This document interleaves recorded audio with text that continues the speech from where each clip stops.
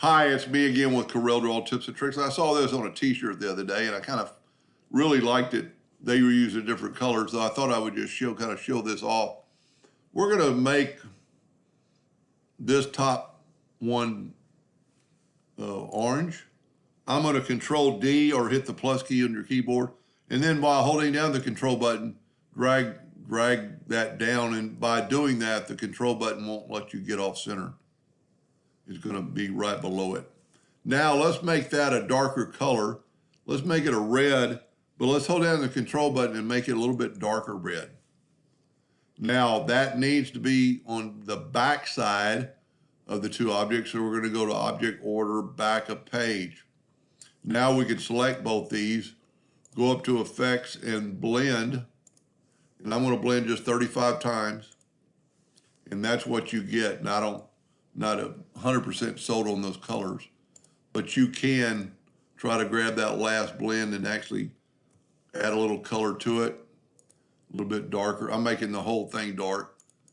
So really you need to kind of take that back a step, and let's make it a, let's add a control button. You can put anything you want.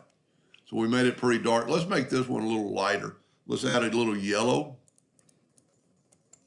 You want some separation there, and it's already in the back of the page where you want it, because you want the darker on the bottom.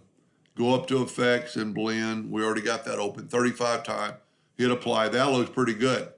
Now, if we can just grab the top one, you can see that, but it doesn't have an outline. We can double click on the pen tool, and we can make the width, and we can make it white, or whatever color you want.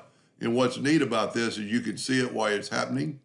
So you could actually make it, that's too much, probably about right, and okay. So for you printers, that would be a pretty cool t-shirt, especially if it was on a, say, a blue t-shirt. Of course, you'd want a different name than besides blend. Let's just do that. Let's fill that in with the Smart Filter. It might have trouble filling it in because of the fact that it's a blend. But if that doesn't look like it's standing off the shirt, anyway, and I don't like it actually filled past the outline, so we could take the outline and go here to Behind Fill. I didn't do it. Let's back up here. It's a little bit of, there's a little bit of problem there. So you know what we could do? Let's back up completely. Let's put a box around it. Let's turn the block blue. I don't like that blue, but that's good enough. And then we'll put this here, and we'll go to Object, Order, Back of Page. And if that doesn't look like it is jumping off that material.